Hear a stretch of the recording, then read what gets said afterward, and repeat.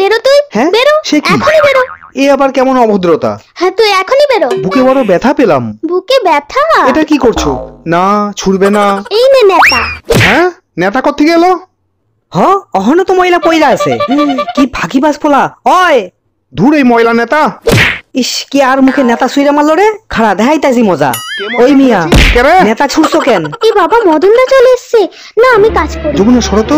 হ্যাঁ আমি এই আলুটা ততক্ষণে ছুলি। এখনই এলো বলে। দাও দাও আরেকটা আলু দাও। হ্যাঁ এটাকেও ছুলি। পাঁচু আমার কিন্তু খুব ভয় করছে। নেতা ছুলেছে ভেতর থেকে, আমি কি করব? ভেতর থেকে হালা সর দেহি। এই ওই পাশু হুম কাজ করতাছো? ব্যাপারটা সন্দেহজনক লাগতাছে।